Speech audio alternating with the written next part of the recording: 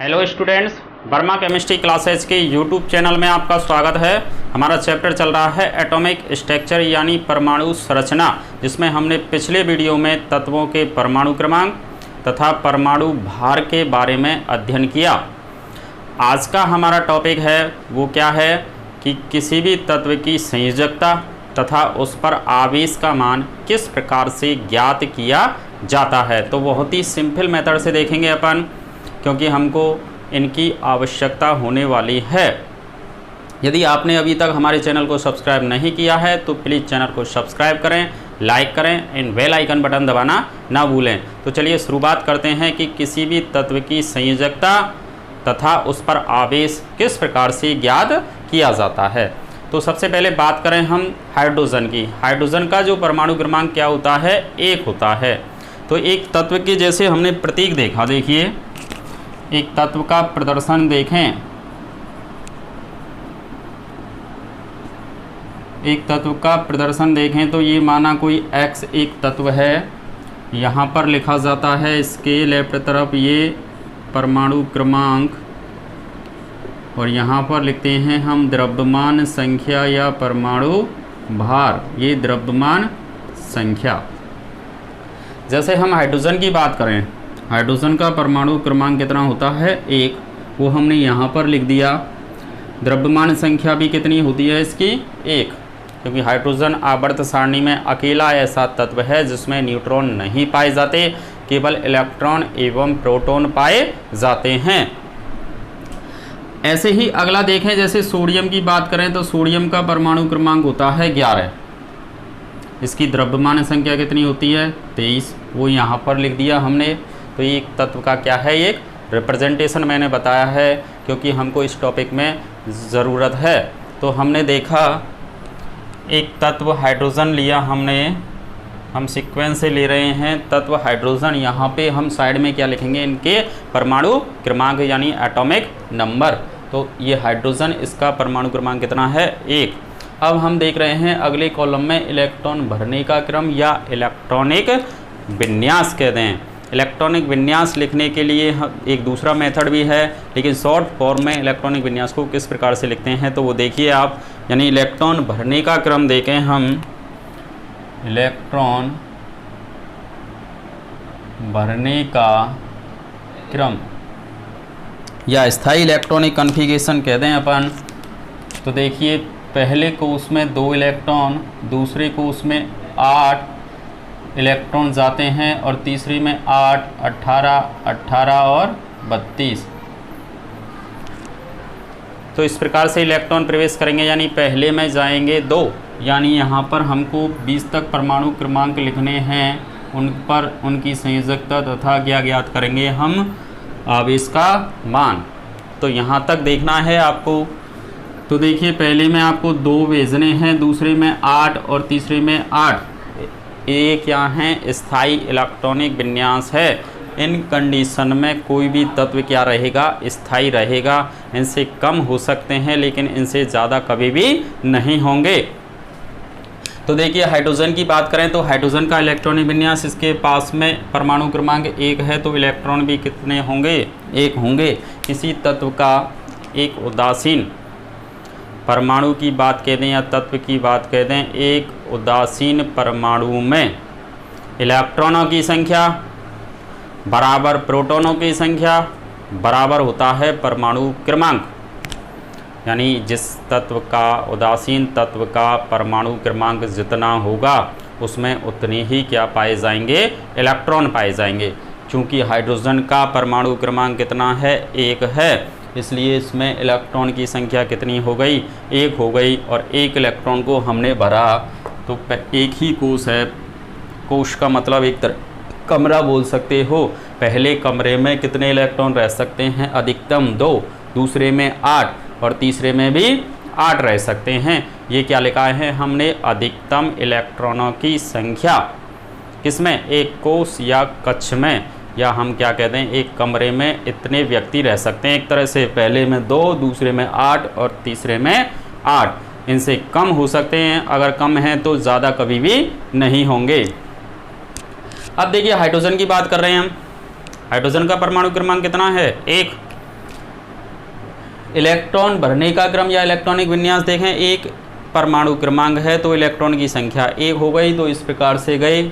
इसके अकॉर्डिंग देखना है हमको, पहले में 2 आ सकते हैं लेकिन इलेक्ट्रॉन तो हमारे पास एक ही है, तो एक हमने ऐसे भरा, यानी तत्व के बाह्यतम कोश में इलेक्ट्रॉन की संख्या देखें हम, तत्व के बाह्यतम कोश में इलेक्ट्रॉन की संख्या। तो देखिए ये परमाणु की जब बात करते हैं, ये नाभिक और ये कोश, इस कोश में केवल कितना ही इलेक्ट्रॉन है, एक, हाइड्रोजन की बात कर रहे हैं। तो बाह्यतम कोश में कितना इलेक्ट्रॉन हो गया, एक ही कोश है, यही इसका बाह्यतम है, यही सब कुछ है, तो बाह्यतम कोश में इलेक्ट्रॉन की संख्या कितनी हो गई, एक। अब संयोजकता की बात करें तो संयोजकता क्या होती है कि किसी भी तत्व की जो संयोजकता है वो बाह्यतम कोश के इलेक्ट्रॉनों की संख्या को रिप्रेजेंट करेगी। किसी भी तत्व की जो संयोजकता है वो बाह्यतम कोश के इलेक्ट्रॉनों की संख्या को रिप्रेजेंट करती है। यानी हाइड्रोजन की यदि बात करें हम, तो हाइड्रोजन के बाह्यतम कोश में इलेक्ट्रॉन की संख्या कितनी है, एक है, तो इसकी जो संयोजकता होगी वो संयोजकता क्या होगी, एक होगी। संयोजकता का मान प्लस माइनस में नहीं करना है, इसलिए मैंने एक कॉलम अलग से बनाया है आवेश। तो आवेश देखिए, अब हाइड्रोजन पे आवेश क्या हो सकता है। अगर आवेश की बात करें हम तो देखिए इसके लिए पहले कोश में एक ही इलेक्ट्रॉन था, इसको स्थायी होना है। स्थायी होने के लिए कितने इलेक्ट्रॉन की आवश्यकता है, एक और इलेक्ट्रॉन की आवश्यकता। यानी स्थायी कब होगा, जब इसके कोश में कितने इलेक्ट्रॉन हो जाएंगे, 2 हो जाएंगे। अब 2 होने के लिए क्या कर सकता है, देखिए या तो एक इलेक्ट्रॉन ग्रहण करे हाइड्रोजन या तो एक इलेक्ट्रॉन क्या करे, ग्रहण, या एक इलेक्ट्रॉन को इसको त्याग दे, तो इससे पहले वाली अवस्था भी क्या बन जाएगी, 0 वाली। तो भी कंडीशन में क्या रहेगा, स्थायी रहेगा। तो हाइड्रोजन जो होता है वो दोनों काम करता है, इलेक्ट्रॉन त्याग भी सकता है और इलेक्ट्रॉन ग्रहण भी कर सकता है। इसका मतलब ये हुआ जब इलेक्ट्रॉन वो त्यागेगा, कोई भी तत्व जब इलेक्ट्रॉन त्यागता है तो धनात्मक चिन्ह आएगा, और इलेक्ट्रॉन अगर ग्रहण करेगा तो उस पर कौन सा साइन आएगा, माइनस का साइन आएगा। यानी हम ऐसे समझ सकते हैं इसको, किसी से हमने रुपए उधार लिए, तो हमने उधार लिए हैं, इसका मतलब क्या हुआ, हम ऋणी हो गए, तो ऋणी हो गए तो नेगेटिव चार्ज। यदि मैंने किसी को रुपए दिए हैं तो मैं क्या बन गया, धनी बन गया, तो कौन सा चार्ज आ जाएगा, धनात्मक चार्ज आ जाएगा। यानी इलेक्ट्रॉन देने पर तो क्या आता है, धनात्मक, और इलेक्ट्रॉन ग्रहण करते हैं तो क्या जाता है, ऋणात्मक चिन्ह आता है। तो हम बात कर रहे हैं, देखिए हाइड्रोजन की, हाइड्रोजन पे आवेश की बात कर रहे थे। आवेश के लिए क्या कर सकता है, इलेक्ट्रॉन को त्याग भी सकता है और इलेक्ट्रॉन ग्रहण भी कर सकता है, क्योंकि यदि ये इलेक्ट्रॉन त्यागेगा तो इससे पहले वाली अवस्था 0 बन जाएगी जो स्थायी है, और अगर एक इलेक्ट्रॉन ग्रहण किया तो इसके पास कितने इलेक्ट्रॉन हो जाएंगे, 2 हो जाएंगे, वो भी क्या है, एक स्थायी अवस्था है। यानी हम हाइड्रोजन की बात करें तो हाइड्रोजन पे -1 भी हो सकता है और +1 भी हो सकता है। जब इसने इलेक्ट्रॉन को, जब क्या किया, इसने इलेक्ट्रॉन को त्यागा, तो त्यागता है यानी पॉजिटिव चार्ज आता है, H+ बन गया, और जब इसने ग्रहण किया तो क्या बन गया, H-। इसकी क्या बन गई, 2 संयोजकताएं बन गई, यानी 2 आवेश हो गए इस पर, एक प्लस का और एक माइनस का। जब प्लस का होता है तो उस आयन का जो नाम है वही होता है जो उदासीन का होता है, लेकिन पीछे क्या लगा देते हैं, हम आयन लगा देते हैं, क्योंकि आवेश युक्त प्रजाति क्या कहलाती है, आयन कहलाती है, चाहे वो धनायन हो चाहे ऋणायन। चूँकि इस पर पॉजिटिव चार्ज है तो हाइड्रोजन आयन, इसका नाम क्या बन जाएगा, हाइड्रोजन आयन। धनायन जो होता है उसका नाम वही होता है, केवल क्या लगा देते हैं, पीछे आयन लगा देते हैं, इसलिए इसका नाम होगा क्या, हाइड्रोजन आयन। हाइड्रोजन आयन इसका नाम हो गया। अगला देखिए H-। में क्या करना है, देखिए आपको माइनस आते ही आपको देखिए हाइड्रोजन की ये मीनिंग है, हाइड्रोजन। ऋणायन के केस में क्या करोगे आप, ओजन को हटाओगे और आयड लगा दोगे, इसलिए इसका नाम क्या बन गया देखना, हाइड्राइड। और चूंकि ये भी आवेश युक्त प्रजाति है इसलिए इसके पीछे भी क्या लगाएंगे, आयन लगाएंगे। आवेश युक्त प्रजाति आयन कहलाती है, चाहे वो धनायन हो चाहे ऋणायन हो। तो इसलिए इसका नाम क्या बनेगा अब, हाइड्राइड आयन,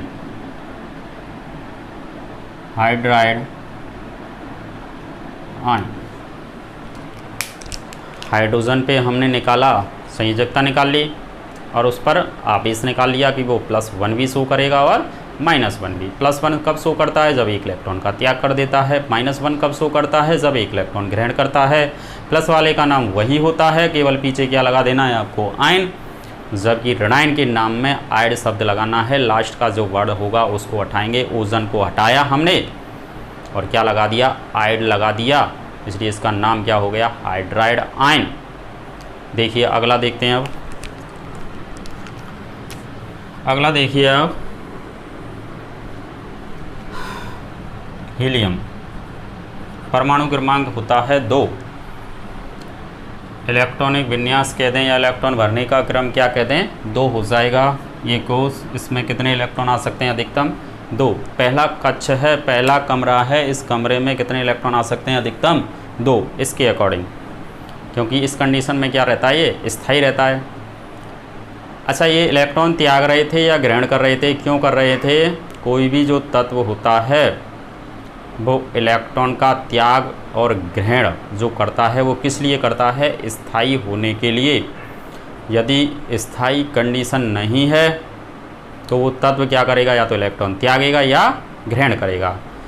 कोई भी तत्व स्थायी होने के लिए ही क्या करता है, इलेक्ट्रॉन त्यागता है या इलेक्ट्रॉन ग्रहण करता है।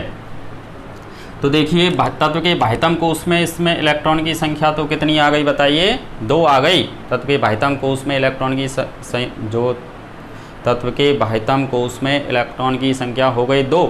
लेकिन संयोजकता की जब बात करें तो देखिए संयोजकता होती है बंधों की संख्या।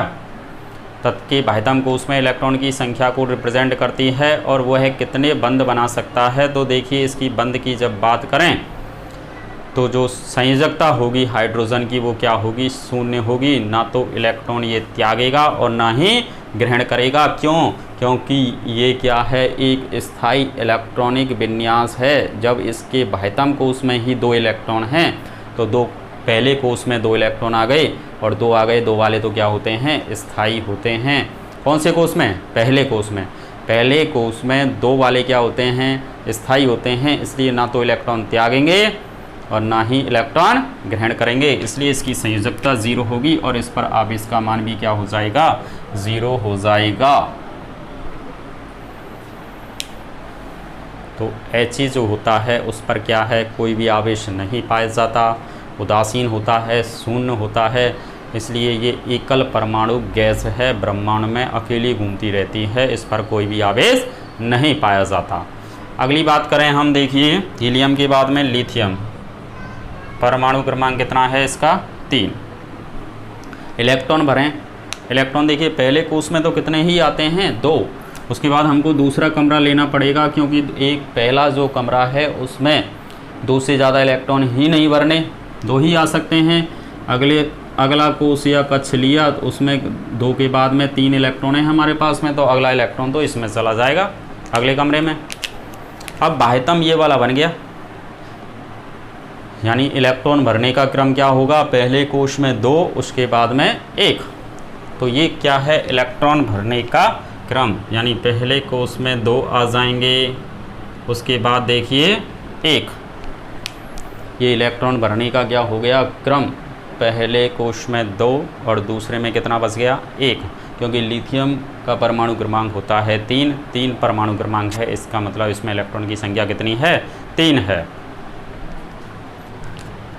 तो ये लिथियम के बाद हमने ये लिख दिया, ये 2 और 1 3 हो गए। पहले कोष में 2 और अगले कोष में कितना हो गया, 1 हो गया। ये बाह्यतम कोष हो गया, यानी बाह्यतम कोष में तो इलेक्ट्रॉन की बाहर इधर की तरफ से देखना है, बाह्यतम में कितने इलेक्ट्रॉन हैं, 1। और बाह्यतम में कोष में इलेक्ट्रॉन की संख्या 1 हो गई।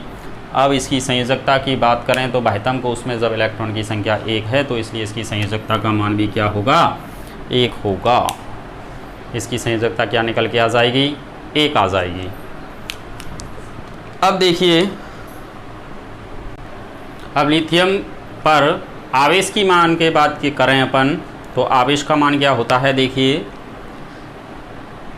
ये पहला कोश, इसमें 2 इलेक्ट्रॉन, इसके बाह्यतम में कितने हैं? 1। स्थायी होने के लिए हमको अगले कोश में 8 इलेक्ट्रॉन की आवश्यकता थी। 8 इलेक्ट्रॉन चाहिए दूसरे कोश में। 8 करने के लिए क्या कर सकता है? या तो 7 इलेक्ट्रॉन ग्रहण करे या क्या करे, इस 1 इलेक्ट्रॉन को ही त्याग दे। अब सुविधाजनक ज़्यादा कौन सा है? 1 इलेक्ट्रॉन का त्यागना। तो इसलिए लिथियम जो होता है केवल 1 इलेक्ट्रॉन को ईजिली क्या निकाल कर सकता है? त्याग कर सकता है। और त्याग जब करेगा यानी निकालेगा तो कैसी संयोजकता आने वाली है?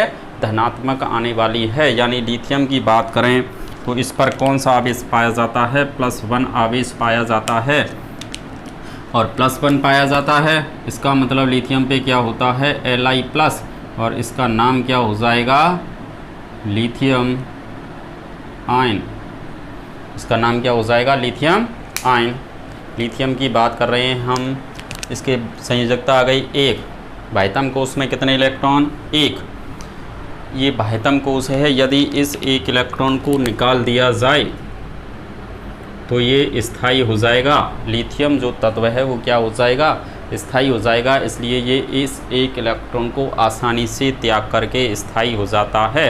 और जब त्यागता है तो इसका मतलब इसकी संयोजकता किस में आ जाएगा? यानी आवेश का मान क्या होगा? प्लस में होगा। इसलिए हमने लिखा लिथियम प्लस, Li+।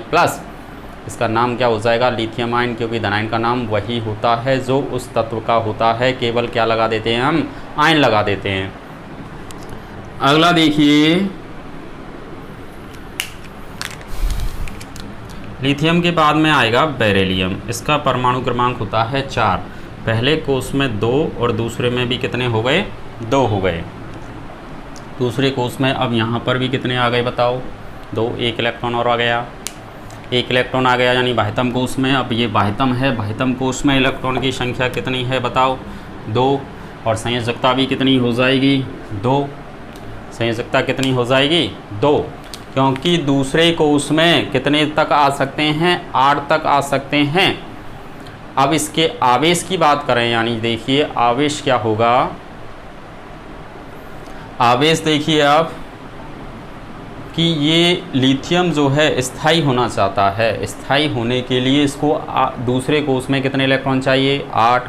8 करने के लिए क्या करेगा? या तो 6 इलेक्ट्रॉन ग्रहण करे या 2 इलेक्ट्रॉन को त्याग दे। ज़्यादा सुविधाजनक कौन सा है? 2 इलेक्ट्रॉन को त्यागना। और जब त्यागेगा तो संयोजकता या आवेश जो है वो किस में आ जाएगा? प्लस में आ जाएगा। यानी इसने क्या किया? 2 इलेक्ट्रॉन को निकाला। और 2 इलेक्ट्रॉन को निकाला तो ये संयोजकता किस में आ जाएगी? +2। और +2 का मतलब बेरिलियम पे क्या होता है? +2। और इसका नाम क्या हो जाएगा? Beryllium ion. Beryllium ion. यानी ये बाह्यतम कोश था और इसके इलेक्ट्रॉनों को यहाँ से निकाल दिया और ये क्या हो गया था? स्थायी। तो बेरिलियम पे +2 आ गया। बेरिलियम के बाद में बात करें हम बोरॉन। पहले कोश में 2 और दूसरे में कितने हो गए बताओ? 3। 3 हैं। यानी बाह्यतम कोश में इलेक्ट्रॉन की संख्या कितनी है बताओ? 3। 3 है। संयोजकता देखें, संयोजकता भी कितनी हो जाएगी? 3 हो जाएगी। क्योंकि कितने चाहिए दूसरे कोश में? 8 चाहिए। 8 चाहने के लिए क्या कर सकता है ये? या तो 5 इलेक्ट्रॉन ग्रहण करे या 3 इलेक्ट्रॉन को त्याग दे। सुविधाजनक कौन सा है? 3 इलेक्ट्रॉन का निकालना, त्यागना। संयोजकता हो गई इसलिए 3 और त्यागा है इसलिए आवेश का मान क्या हो जाएगा? +3। और इसलिए बोरोन पर क्या लग जाएगा? +3। और इसका नाम क्या हो जाएगा? Boron ion. Boron ion. अगला देखिए कार्बन 6। पहले में 2 दूसरे में 4। बाह्यतम कोश में इलेक्ट्रॉन की संख्या कितनी आ गई है बताओ? 4 आ गई। बाह्यतम कोश में कितने इलेक्ट्रॉन हैं बताइए? 4। अब 4 इलेक्ट्रॉन हैं। 4 इलेक्ट्रॉन के लिए अगले में कोष में कितने करने हैं, इसको 8 करने हैं। 8 करने हैं तो ये दोनों काम कर सकता है, 4 इलेक्ट्रॉन को त्याग दे या 4 इलेक्ट्रॉन क्या कर ले, ग्रहण। दोनों बराबर की स्थिति हैं, अब बराबर की स्थिति है तो ये दोनों काम कर सकता है, किसके जैसे, हाइड्रोजन के जैसे। या तो इस 4 इलेक्ट्रॉन को त्यागे या 4 इलेक्ट्रॉन ग्रहण करे, दोनों ही कंडीशन में संयोजकता का मान तो 4 होने वाला है। संयोजकता तो क्या हो गई, 4 हो गई, लेकिन आवेश का मान जब त्यागेगा तो प्लस की 4 और ग्रहण करेगा तो माइनस की 4। इसलिए कार्बन पे क्या होता है, प्लस का 4 भी होता है और माइनस का 4। जब प्लस 4 रहेगा तो इसको बोलेंगे हम कार्बन आयन, और जब माइनस आएगा तो देखिए कार्बन के ओ एन को हटाया, जहाँ स्वर से हटाते हैं और स्वर से ही जोड़ते हैं, आइड, ये ओ स्वर था और आई ये स्वर, यहाँ से हटाया हमने और इसका नाम क्या बन जाएगा बताओ, कार्बाइड आयन। ये क्या बन गया, कार्बाइड आयन। तो ये कार्बन की बात हो गई। अब देखिए अगला नाइट्रोजन की बात करें हम। नाइट्रोजन का परमाणु क्रमांक होता है 7। इसका मतलब इसके पास कितने इलेक्ट्रॉन, 7। भरेंगे कैसे, पहले कोष में 2, दूसरे में कितने बच गए, 5। दूसरे कोष में इलेक्ट्रॉनों की संख्या कितनी बच गई, 5 बच गई। अब 5 है तो देखिए बाह्यतम कोष में इलेक्ट्रॉन कितने हैं, 5। ये रे बाहरी कक्ष है, ये इलेक्ट्रॉन की संख्या कितनी है बाह्यतम कोष में, 5। संयोजकता देखिए अब कितने करने हैं, इसको 8 करने हैं। अब 8 करने हैं, इसका मतलब इसको कितने की आवश्यकता है, 3 की। यानी या तो ये 3 इलेक्ट्रॉन ग्रहण करेगा तब 8 होंगे, ये क्या करेगा, 3 इलेक्ट्रॉन यदि ग्रहण करे तो 8 हो सकते हैं, या इन 5 को त्यागे तो भी स्थायी हो सकता है, दोनों कंडीशन में स्थायी हो सकता है। लेकिन ज़्यादा सुविधाजनक कौन सा है, 3 इलेक्ट्रॉन का ग्रहण करना। यानी यहाँ से इलेक्ट्रॉन अब ग्रहण कर लिए जाएंगे। अब जैसे ही इलेक्ट्रॉन ग्रहण किए तो देखिए क्या कंडीशन बनी कि ये संयोजकता कितनी हो जाएगी, 3। यानी 5 और 3 8 हो गए दूसरे कोष में स्थायी इलेक्ट्रॉनिक विन्यास, और 3 इलेक्ट्रॉन ग्रहण किए हैं, इसलिए चार्ज क्या आ जाएगा, -3 आ जाएगा। और -3 यानी नाइट्रोजन पे क्या होता है, -3 होता है। और इसका नाम क्या होगा, नाइट्रोजन। हाइड्रोजन जैसे देखें ओजन को हटाया और ये आयड लगाया, इसलिए इसका नाम क्या होगा, नाइट्राइड आयन। Nitride ion. तो यानी कि एक सीधी सी ट्रिक क्या निकल के आ गई, अरे ये निकल के आ गई, यदि तत्व के बाह्यतम कोश में इलेक्ट्रॉन की संख्या, तत्व के बाह्यतम कोश में इलेक्ट्रॉन की संख्या, और यहाँ पे लिखना चाह रहे हैं हम क्या, संयोजकता। तो देखिए तत्व के बाह्यतम कोश में इलेक्ट्रॉन की संख्या यदि 1 है और क्या है, 2 है, तो उसकी संयोजकता क्या होगी, 1 या 2 होगी। किसको छोड़ करके, यहाँ पर हमने लिखा हीलियम को छोड़कर, क्योंकि हीलियम जो है वो 2 पर क्या हो जाता है, स्थायी हो जाता है, इसलिए संयोजकता तो क्या होती है इसकी, 0। तो 1 है बाह्यतम कोश में, 2 हैं, तो संयोजकता हमेशा उसकी 1 और 2 आ जाएगी। लेकिन यदि बात करें हम दूसरे केस में, संयोजक बाह्यतम कोश में जो इलेक्ट्रॉन की संख्या है 3 है, या यहाँ पर ही हम कहते हैं 1 2 3, और ये 4 वाला केस यहाँ ही बना देते हैं अपन, 1 2 3। तो ये संयोजकता क्रमशः क्या हो जाएंगी, 1 2 3, और हीलियम को छोड़ करके। लेकिन 4 वाला केस आया, 4 वाले केस में संयोजकता तो 4 होगी, लेकिन कौन सी होगी, या तो वो +4 आवेश और माइनस का 4, +4 और माइनस का 4 होगा। यहाँ पर ये ऑलवेज क्या होंगी, प्लस में ही होंगी, यानी +1 +2 +3। आवेश का मान क्या हो जाएगा, +1 +2 +3, केवल किसको छोड़ करके, हीलियम को छोड़ करके। लेकिन यहाँ पर तत्व के बाह्यतम कोश में यदि 4 हैं तो संयोजकता का मान तो 4 होगा और उस पर आवेश +4 भी हो सकता है और -4। और लेकिन अगर तत्व के बाह्यतम कोश में इलेक्ट्रॉन की संख्या 5, 6 और 7 तक है, 5, 6 और 7, तो संयोजकता क्रमशः कितनी आ जाएगी? देखिए 5 में 3 जोड़ दीजिए, 8 करने हैं हमको, स्थायी करना है तो 5 यहाँ पर 3, 6 में 2 जोड़ो, 2 इलेक्ट्रॉन ग्रहण करेगा 2, 7 में 1, तो संयोजकता क्रमशः 3, 2, 1। और आवेश का मान भी क्या लिख सकते हैं अपन? -3, -2 और -1 होगा क्रमशः, क्योंकि यहाँ से इलेक्ट्रॉन ग्रहण चालू हो जाते हैं 5 के बाद में। 4 तक तो इलेक्ट्रॉन क्या करेगा? त्यागेगा, और 4 वाली कंडीशन पर त्याग भी सकता है और ग्रहण भी कर सकता है। और 8 होते ही स्थायी हो जाता है, पुनः संयोजकता का मान क्या हो जाएगा? 0 हो जाएगा, यानी आवेश कोई भी। इसको हम एक देसी एग्जाम्पल से और समझें कि रस्सा कसी का जो खेल होता है उसमें क्या है? एक रस्सी है, रस्सी के दोनों छोर पर एक साइड में हमने माना एक व्यक्ति है और दूसरी साइड में 7 हैं। तो क्या करेगा कि जब रस्सी खींची जाएगी तो एक जो व्यक्ति है उसको क्या होगा कि वो एक रस्सी को ईजिली ही खुद ही छोड़ देगा, खींचने की उनको ज़ोर लगाने की भी आवश्यकता नहीं होगी उन 7 व्यक्तियों को। तो एक जो व्यक्ति था उसने आसानी से दे दिया, तो इसका मतलब उस पर पॉजिटिव।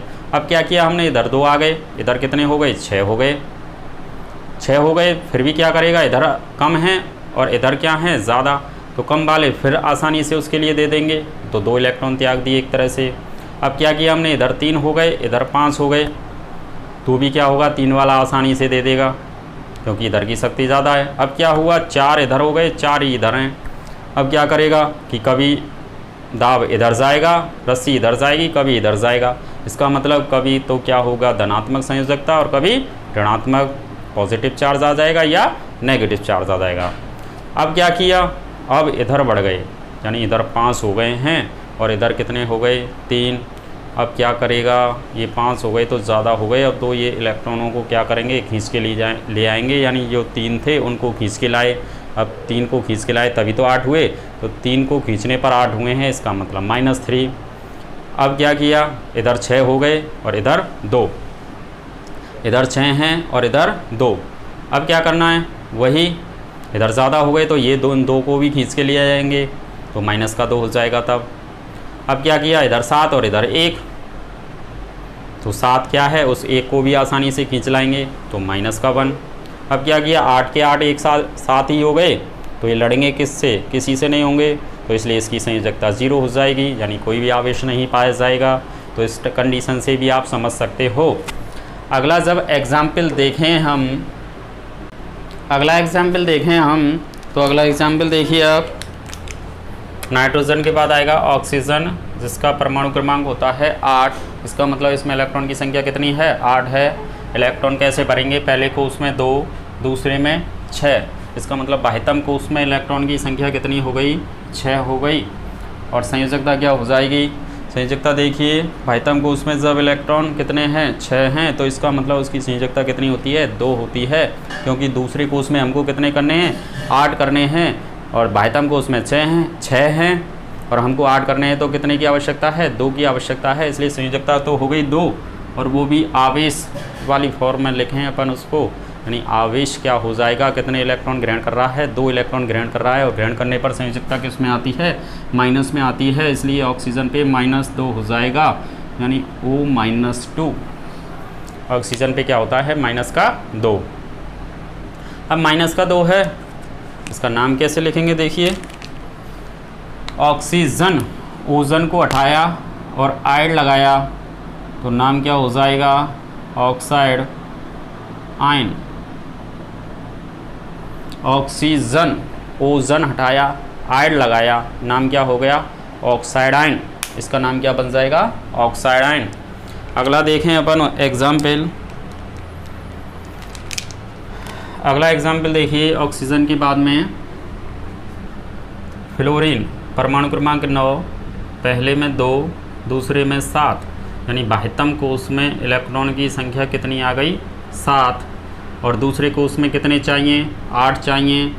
8 चाहिए, इसका मतलब एक इलेक्ट्रॉन की क्या है, इसको आवश्यकता है अष्टक पूर्ण करने के लिए या स्थायी होने के लिए, इसलिए इसकी संयोजकता हो जाएगी 1, यानी ये एक इलेक्ट्रॉन ग्रहण करेगा और ग्रहण करने पर संयोजकता आती है माइनस में, आवेश हो गया -1 और क्या बोलेंगे इसको F-, और F- का मतलब होता है फ्लोरीन। इन को हटाया, आयड लगाया, क्या हो गया फ्लोराइड आयन, इसका नाम हो जाएगा फ्लोराइड आयन। फ्लोरीन, इन हटाया, आयड लगाया, फ्लोराइड आयन। अगला देखिए, फ्लोरीन के बाद में देखते हैं हम नियोन। पहले में 2, दूसरे में 8, भाइतम कोष में कितने इलेक्ट्रॉन हो गए, 8 हो गए।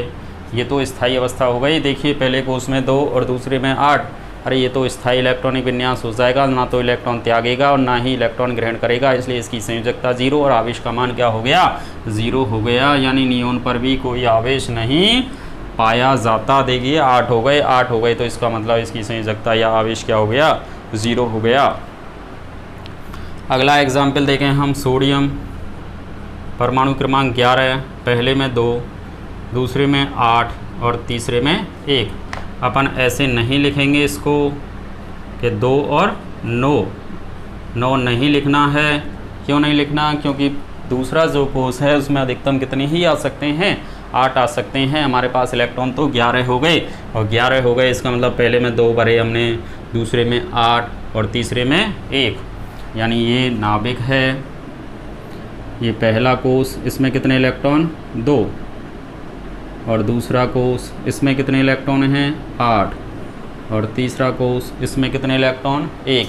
अब बाह्यतम तो ये बन गया, अब बाह्यतम कमरा ये है, तो बाह्यतम कोष में तो इलेक्ट्रॉन की संख्या 1 हो गई, और संयोजकता तो तत्व के बाह्यतम कोष में इलेक्ट्रॉन की संख्या को रिप्रेजेंट करती है। और तीसरे कोष में कितने इलेक्ट्रॉन चाहिए, अब आपको 8 चाहिए। वही कंडीशन, 8 चाहने के लिए या तो 7 इलेक्ट्रॉन त्यागे, वो 7 इलेक्ट्रॉन ग्रहण करे, या 1 इलेक्ट्रॉन को त्यागे।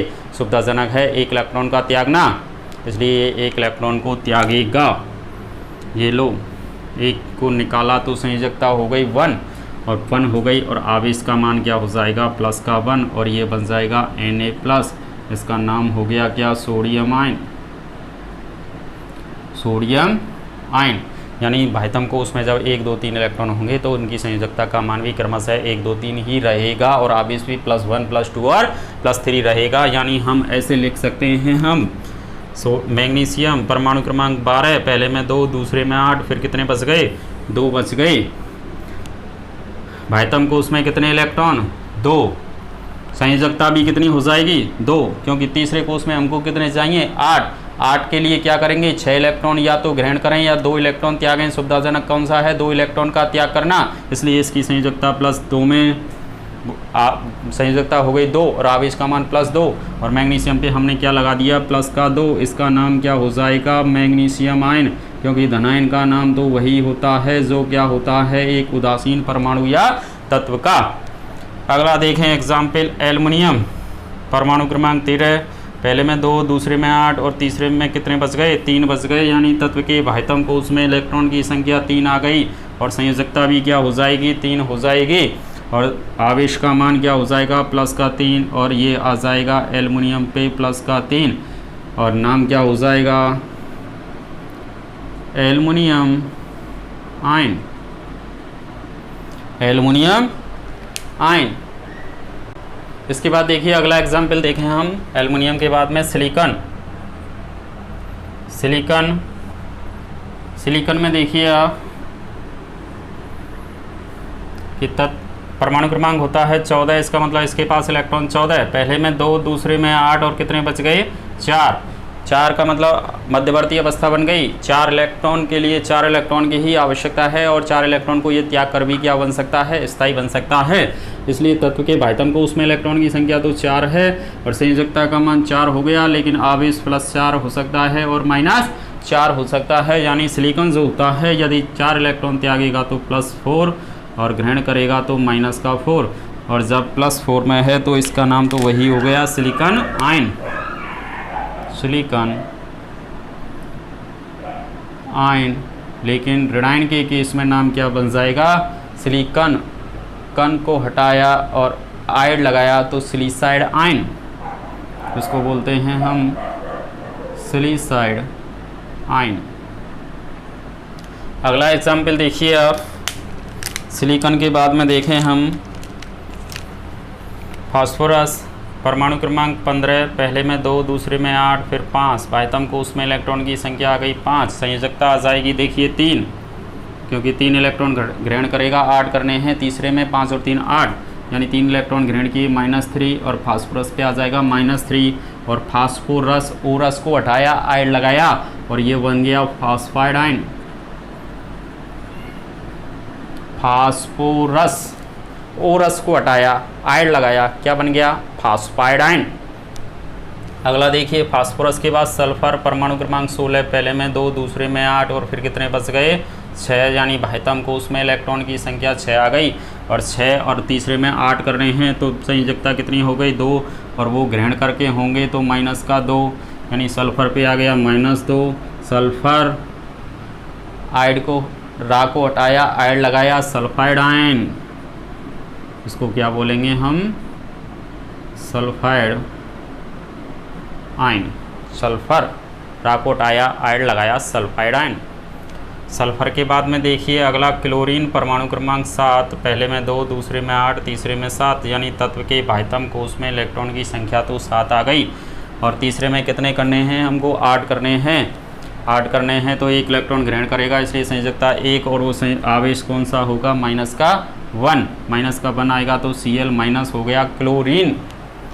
क्लोरीन जैसे ही क्लोरीन, इन को हटाया, आयड लगाया, क्लोराइड आयन, ये क्या बन जाएगा? Chloride ion. अगला देखिए आर्गन, परमाणु क्रमांक 18, पहले में 2, दूसरे में 8, फिर 8, तत्व के बाह्यतम कोश में तो इलेक्ट्रॉन 8 हो गए, लेकिन ये तो स्थायी इलेक्ट्रॉनिक विन्यास हो गया, स्थायी हो गया तो ना तो इलेक्ट्रॉन त्यागेगा और ना ही इलेक्ट्रॉन ग्रहण करेगा, इसलिए इसकी संयोजकता 0 और आवेश का मान भी 0 हो जाएगा। अगला आया पोटेशियम, परमाणु क्रमांक 19, पहले में 2, दूसरे में 8, तीसरे में भी 8, और अगले में क्या बच गया? ये तो 1 बच गया। तीसरे कोश तक पहले में 2, 8, 8, यहाँ तक स्थायी। अब हमारे पास इलेक्ट्रॉन तो कितने हैं? 19 हैं, तो 1 इलेक्ट्रॉन अगले में चला गया, और अगले में गया तो बाह्यतम कोश में अब तो इलेक्ट्रॉन कितने हो गए? 1 हो गए, और 1 हो गए तो ये तो इलेक्ट्रॉन त्यागेगा तो संयोजकता 1, 1 इलेक्ट्रॉन एक्स्ट्रा है जिसको त्याग करके वो स्थायी हो सकता है, 1 इलेक्ट्रॉन बाहर निकाल दिया इसने, आवेश हो गया +1, और आवेश की बात करें तो K पर प्लस आ जाएगा, और K पर प्लस का मतलब पोटेशियम आयन, पोटेशियम आयन। अगला देखिए कैल्शियम, परमाणु क्रमांक 20, पहले में 2, दूसरे में 8, तीसरे में 8, और फिर कितने बच गए? 2, तत्व के बाह्यतम कोश में इलेक्ट्रॉन की संख्या 2, संयोजकता भी 2 आ जाएगी, और दोनों को निकाल सकता है, और कैल्शियम बना दिया +2, और नाम हो जाएगा क्या? कैल्शियम आयन, क्योंकि धनायन का नाम तो वही होता है जो एक उदासीन परमाणु का होता है। तो ये हमने क्या किया? 1 से लेकर 20 तक तत्वों के परमाणु भार वो परमाणु क्रमांक की सहायता से क्या ज्ञात किए हमने? किसी भी तत्व की संयोजकता और उस पर आवेश का मान, और साथ में हमने इनके नाम भी लिखना सीख लिया। अब इन आयनों के नाम लिखना सीख गए। अगले वीडियो में क्या देखेंगे कि इनकी सहायता से हम किसी भी यौगिक का सूत्र लिखना सीखेंगे, क्योंकि जब तक केमिस्ट्री में हमको रासायनिक सूत्रों के नाम ज्ञात नहीं हों तब तक केमिस्ट्री पढ़ना बेकार है। तो यहाँ तक हम इसलिए ही आपको ले गए थे कि अगले टॉपिक में क्या पढ़ने वाले हैं हम? अकार्बनिक यौगिकों के रासायनिक सूत्र। धन्यवाद।